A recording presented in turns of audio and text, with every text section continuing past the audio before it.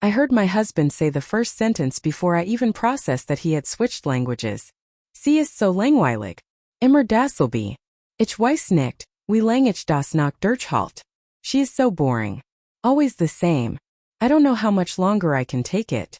The words sliced through the dull hum of conversation like a blade, and for a moment, I froze in place behind the half-open door of his office. My pulse punched hard against my ribs, my throat tightening as if invisible fingers were closing around it. I wasn't supposed to be home yet. He wasn't supposed to know I could understand him, and I sure as hell wasn't supposed to hear that. On the other end of the call, a woman laughed softly, a warm, intimate sound that made my stomach twist. I pressed my back against the wall, suddenly hyper-aware of every inhale, every tremble in my hands. German had been my secret, something I used with my grandmother growing up, something I hadn't used much since she died. My husband never cared to ask. He thought it was irrelevant. He had said so once. But now it was my weapon. She murked nix, he continued. She notices nothing. Something inside me splintered. I bit down hard on the inside of my cheek to keep quiet as he kept talking, each word a hammer pounding against what I thought was a stable life. Vulnerability flooded me first. Hot, humiliating, clogging my lungs. But slowly it shifted, thickened, sharpened, turned into something far more dangerous. I peered through the crack. He was sitting casually on his office chair, spinning it slowly with one foot on the floor, relaxed, carefree. The kind of ease men only have when they feel safe, when they feel adored, when they feel untouchable. Ich denke es wird Michigan and I verlassen, he said. I don't think she'd ever leave me. My eyes burned. Not from tears. Not yet. From realization. He believed he owned my loyalty. My silence. My ignorance. He didn't know he had just set something irreversible in motion. A soft chime rang from my phone in the hallway, the sound of a calendar reminder. His chair stopped spinning. I scrambled away from the door, heart slamming, and busied myself in the kitchen, as though I had only just walked in through the back door like normal. Seconds later, I heard him come out. Hey babe, he said, casual and warm. The same voice that had called me boring minutes ago. Didn't know you were back. Traffic was lighter than I expected, I said. My voice sounded normal, almost too normal, but he didn't notice the stiffness in my shoulders or the way I held the same mug for far too long just to steady my hands. He kissed my cheek. I didn't move. He didn't feel me freeze. Because he didn't look. Because he never really looked. I could feel the echo of his German words hanging over us like a storm cloud only I could see. He had complained that I was boring, predictable, oblivious. All beautiful assumptions for a man to make when he needed to underestimate someone. But one thing about betrayal, it wakes the dead parts of you. And I felt alive in a way I hadn't in years. He went upstairs, humming under his breath, probably to finish whatever sweet nothings he was whispering into someone else's ear. I gripped the kitchen counter and swallowed the rising ache burning up my throat. Infidelity was a possibility. Emotional betrayal was already confirmed. Either one could destroy a woman, but it could also harden her. Cleanly, quietly. I needed more. I needed certainty. I needed to gather every sharp edge before confronting the man who thought I was too soft to bleed him. I waited until I heard the shower turn on. Then I slipped into his office, my palms damp but steady. The carpet muffled my footsteps, and his phone sat face down on the desk, still warm from where he'd held it. I wasn't naive enough to try unlocking it. But the laptop? Different story. He rarely logged out. Another small arrogance he believed harmless. The screen lit up. No password. A single open tab glowed in front of me. Encrypted messaging. German. My stomach dropped as I clicked. The messages unfurled like a noose. Ich denke oft an dich. I think about you often. Du magst Michigan lebendig. You make me feel alive. Bald treffen wir ja. Soon we will meet. My fingers hovered over the trackpad as if touching the words could burn me. The last message she had sent felt like a bullet. Deine Frau merkt nix. Sie sieht dich nicht wirklich. Your wife notices nothing. She doesn't really see you. My throat closed. The irony nearly made me laugh. He was the one who didn't see me. Not really. He didn't know I understood every word. He didn't know the woman he dismissed as boring had once fought for her life in ways neither of them could comprehend. He didn't know that silence was my sharpest form of strategy. He didn't know the story he thought he was writing wasn't the story he was in. I didn't take screenshots yet. I didn't forward anything yet. I didn't touch a single file. First rule of betrayal: don't react. Observe. I memorized the timestamps, the layout, the tone, the rhythm of every exchange. My body felt strangely detached, as though floating a few inches outside myself, watching a woman who looked like me quietly pack away her innocence. The shower stopped. My heart kicked. I exited everything, arranging the mouse exactly how it had been.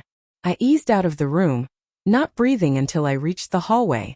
By the time he came down, toweling his hair, I looked like the same woman he thought would never leave him. "You okay, babe?" he asked. "You look tired." Tired. Yes. That was one word for the death of trust. I forced a small smile. "Just a long day." He kissed my forehead. "Dinner at Jonas's place tomorrow, yeah? Don't forget. He really wants to talk to you about that job thing." I nodded. Jonas, his business partner. A friend. Someone I respected. Someone honest. Someone who knew him in ways I didn't. Or thought I didn't. That night in bed, he draped an arm over me. Under the covers he breathed steadily, peacefully. As if the world were fine. As if I were fine. I stared at the ceiling for hours, replaying his voice in German, replaying the woman's laugh, feeling every piece of the life I thought I had start to rearrange itself into something unrecognizable. But beneath the grief, beneath the shock, beneath the trembling humiliation, something else brewed. Not revenge. Not yet. Awareness. A cold, calm awareness that this betrayal ran deeper than flirtation. That it wasn't just desire but contempt. Carelessness. A belief that I would always stay quiet. When sleep finally came, it was thin and brittle. I woke before dawn, his arm still over my waist, his breath on the back of my neck. I gently lifted his hand away and slipped out of bed, the hardwood cold under my bare feet. Downstairs I made coffee mechanically, the smell filling the quiet kitchen. I needed to think. Carefully. Methodically. Leaving him wouldn't be enough. Not when he had already rewritten who I was in his mind. Not when he had cast me as some dull, oblivious background character in his life. I deserved to reclaim the narrative. But first I needed to know who she was. The sound of his footsteps upstairs made me straighten automatically. Reflex from years of easy trust. Familiarity. Habit. "Babe," he called, yawning. "You up early?" "Yeah." He came into the kitchen shirtless, stretching casually. "Bad dream?" "Something like that," I murmured, sliding a mug toward him. He kissed my cheek again. My skin didn't react at all. As he drank, unaware that the world under his feet was beginning to shift, I stared at him with new eyes. Studying, calculating, and silently making a promise. He thought I didn't notice anything, but he was about to learn exactly how wrong he was. Jonas's house was warm, overflowing with soft lighting and the faint smell of roasted garlic. Laughter drifted from the dining room as we hung our coats in the foyer. I felt like an actor stepping into a scene I had already watched from behind the curtains. My skin tingled with the painful sharpness of pretending. Jonas greeted us warmly, hugging me tightly. "You look tired," he said, concern flickering in his eyes. "Everything okay?" I forced a small laugh. "Just a long week." My husband didn't notice the small details that Jonas did. The pause in my breath, the strain in my smile. Instead, he smiled proudly, wrapping an arm around my waist. "She's fine," he said, answering for me. I inhaled slowly through my nose, steadying myself. We joined the long wooden table filled with charcuterie boards, candles, and half-open wine bottles. A few co-workers were there, plus Jonas's wife Anna. The conversation swirled easily, everyone relaxed, warm light. Their world remained untouched by the truth boiling beneath my skin. But I wasn't here for the food or the wine. I was watching. Every glance. Every silence. Every shared look between my husband and the people who trusted him. An hour into dinner, as Jonas brought out another bottle of wine, my husband excused himself to take a call. Casual. Harmless. He pressed a kiss on my cheek. Habit, not affection, and walked out to the back patio. It was the same tone he used earlier that day when whispering to her. I didn't follow. Not yet. Instead, I took a sip of wine and let the conversation float around me. Job opportunities, new business contracts, rumors about a competitor. Everyone seemed to adore him, admire him, trust him. That was the part that stung the deepest. It wasn't just me he fooled. It was an entire world built on the illusion of who he pretended to be. A few minutes later, I politely excused myself and stepped quietly toward the patio. My breath measured, my steps soft. The glass doors were slightly open. Enough. Nien Liebling. Ich vermisse dich auch. No, darling. I miss you too. His voice was low, gentle, intimate. My stomach turned. A cold metallic taste rose in my mouth, but my hands were steady this time. Sharp. Clear. Sie ist hier, ja. Naderlich merkt es nix. She's here, yes. Of course she notices nothing. I pressed my lips together, tasting blood where I bit too hard. The woman on the other end whispered something I couldn't fully hear, but her laugh, the same one from earlier, slid in like a blade. He chuckled softly. Chuckled. That laugh did something final inside me. It was the sound of a man comfortable in betrayal. I stepped back before he could see me and returned to the dining room as if nothing in my life had snapped like brittle glass. He joined again moments later, sliding his hand across my waist, squeezing lightly. I didn't flinch. I didn't lean into it either. Jonas stood and tapped his glass. Before we eat dessert, I wanted to talk to you, he said, looking directly at me. I know you've been thinking about leaving your current job. I've been reviewing your work with the team and I'd like to offer you a position. My chest tightened, but not with joy. With clarity. A new life was right there within reach. A life not attached to a man who saw me as boring. My husband looked surprised, eyebrows lifting. Wow. That's amazing, babe. I didn't know you were considering. You didn't ask, I said quietly. The room fell silent for half a second, but my husband laughed lightly to cover the tension. We've both been busy, he said, brushing it off. But Jonas's eyes lingered on me. Sharp. Perceptive. Dinner ended later with polite goodbyes and awkward half-smiles from me. I couldn't force the performance anymore. Something inside me had turned cold and smooth like polished stone.